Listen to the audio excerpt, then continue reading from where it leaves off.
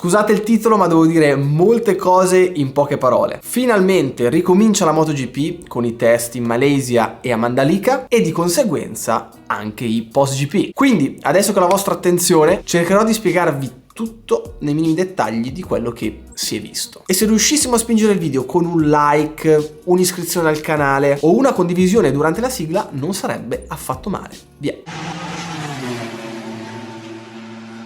4 giorni di test che ci hanno detto cose veramente interessanti sui futuri protagonisti e secondo me si prospetta una delle stagioni più equilibrate degli ultimi anni. Ma partiamo dall'inizio e da quella strana situazione Marini-Pirro che ha fatto storcere il naso a molti ingegneri del divano. Ma com'è possibile un pilota MotoGP che si fa mettere a posto la moto da un collaudatore? Oppure un pilota MotoGP che non sa farsi il setup da solo? O ancora, adesso il fratello di Valentino Rossi ha addirittura un pilota per fargli il setup? Stiamo calmi. Sono cose banalissime che molto spesso sono riprese dalla stampa, scritte in un certo modo e per forza di cose enfatizzate. In verità succede spesso, soprattutto tra i piloti factory che provano le moto completamente nuove e che ovviamente sono state testate solo dai collaudatori fino a quel momento. Se il pilota titolare provandola ha delle sensazioni strane rispetto al modello precedente, come è successo a Marini sull'anteriore, non si trovava, gli sembrava un comportamento strano, ha dichiarato nella prima giornata in Malesia che appunto non ci capiva niente. Insomma, viene chiesto al collaudatore, in questo caso Pirro, di fare qualche giro per verificare che il comportamento sia normale e che non ci siano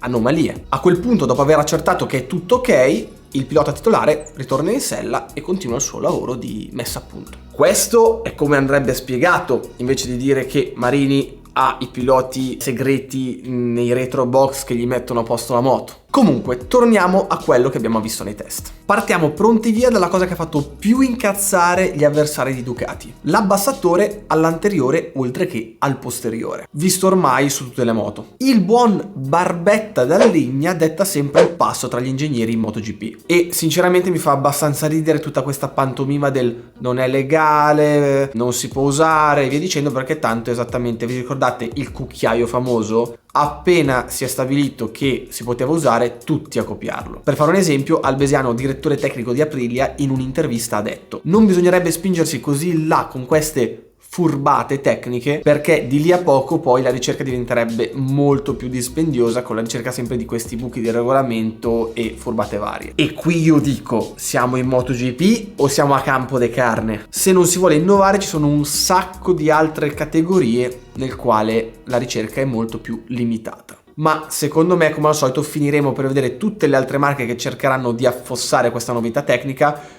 e nel momento dove si dichiarerà che invece è a regolamento partirà la rincorsa per copiarlo. Anzi, è già iniziata ovviamente. E voi mi direte, ma la differenza qual è allora?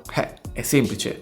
La differenza è che bannarlo costa molto meno che copiarlo. Bene, chiuso questo capitolo, adesso voglio spararvi la bomba senza girarci troppo intorno. Il mio pronostico podio 2022. Primo Bagnaia, secondo Martin, terzo uno tra Quartararo e Marquez. Adesso vi spiego il perché. Partiamo dal presupposto che le Ducati le vedo proprio sul pezzo. Il motore razzo visto nei test, le novità tecniche presentate e un equilibrio generale che sembra finalmente arrivato la rendono la favorita. Dal lato piloti invece una corazzata. Bagnaia e Martin su tutti, dal mio punto di vista. Secondo me Pecco è pronto. Per tutti i tifosi, l'anno scorso è stato quello della completa maturazione e quest'anno non vedo nessuno in forma come lui, a parte Quartararo, ma adesso ci arriviamo. Martin, talento pure cristallino, ma secondo me ancora un pochino da sgrezzare. È esattamente nella situazione di Bagnaia dell'anno scorso. Tantissima voglia di dimostrare, ma spesso al limite e oltre, come successo a Portimao, perché quando prendi quelle trone, anche se sei giovane,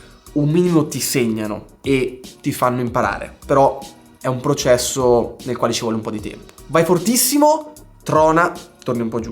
Vai fortissimo, passi il precedente livello, trona, ritorni ancora un po' giù. E a una certa arrivi in quel momento di magia totale come è stato quello di Bagnaia nelle ultime gare dell'anno scorso, dove non ti ferma più nessuno. Quindi per questo motivo lo vedo ancora come un pilota che deve migliorare le prime gare per poi raccogliere i frutti verso la fine dell'anno. E poi nel 2024, soprattutto se entrerà nel team ufficiale, saranno cacchi amari per tutti. La mia indecisione è tra Quartararo e Marquez al terzo posto. Il pilota Yamaha è di sicuro uno di quelli più in forma, ma con il mezzo sbagliato. E quando vedi uno come Dovizioso dichiarare che fa cose da extraterrestre sulla moto per colmare il gap con Ducati e le altre marche, vuol dire che guida non forte, di più, e fa riflettere. Anche perché il Dovi non è uno che va piano. Ovviamente, avendo preso la guida di 10 anni di Ducati, andare su Yamaha è molto difficile, però secondo me si aspettava tutta un'altra moto, vedendo quello che faceva Quartararo. Invece secondo me è un po' la situazione come Stoner ai tempi della Ducati, che in ogni caso i piloti dicevano sì, dicono tutti che Stoner fa questo, fa quell'altro, ma alla fine ci salgo sopra, capisco un attimo e vado forte anch'io. Non è così. Posso assicurarvi che a livello delle MotoGP, quando prendi dai 10 ai 15 km/h sul dritto e di conseguenza perdi anche nelle ripartenze, perché se non hai cavalli non hai cavalli, e non mi si venga a dire ah ma conta anche la trazione, sì, nella prima marcia, poi quando butti dentro terza, quarta, quinta e sesta, ciao belli. Comunque dicevo, e stai comunque davanti, vuol dire che stai facendo realmente la differenza. Marquez invece non lo vedo così pericoloso come negli anni pre-2019, perché in primis quando soffri così tanto e inizi ad avere così tanti problemi fisici, non sei più lo stesso. Il tuo approccio per forza di cose cambia, non ti alleni più come prima, non hai più la forza di prima e la tua guida di conseguenza ne risente. Vi ricordate quanti salvataggi faceva Marquez pre-2019, spingendo con tutta la forza sull'asfalto e di conseguenza sul gomito per rialzare la moto? Io dal 2019 in poi non mi ricordo più un qualcosa del genere, o meglio un qualcosa che fosse la prassi come era pre-2019. In secundis la moto, tutti ne hanno incensato le grandi qualità perché adesso tutti ci vanno forte, Spargarò e via dicendo. Verissimo, difatti è stato un passo importante degli ingegneri giapponesi verso un qualcosa stile Ducati, perché è innegabile che abbiano un po' scopiazzato. Ma la domanda è: per Marquez questo è utile o è solo utile agli altri piloti? Perché alla fine il cavallo su cui contare, secondo me, è sempre meglio che sia uno, non una cosa che vada bene un po' per tutti. Perché anche in Ducati è vero, è una moto che ti permette di andare forte un po' con tutti i piloti, ma chi va veramente forte sono 1, 2. Honda è stata costretta a prendere questa via perché con Marquez infortunato non potevano andare a sensazione, quindi hanno dovuto ascoltare un po' più campane e guardare alle altre marche, e soprattutto hanno scelto una filosofia più friendly. Questa cosa sarà utile anche per Marquez?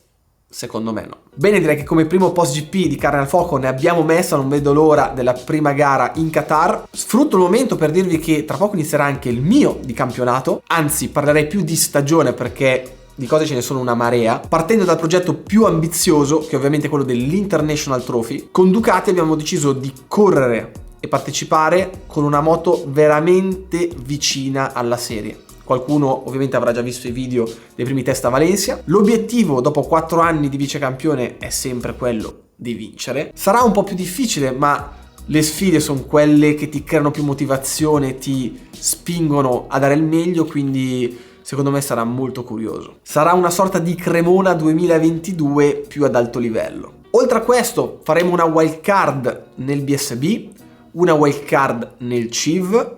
Non posso ancora andare troppo nei dettagli perché ci sono ancora un po' di cosine da mettere a posto. Mi lancerò nella mia prima gara di salita, quindi su strada, con il 125, due tempi che stiamo costruendo insieme a VM Racing e con altri mezzi particolarmente pazzi.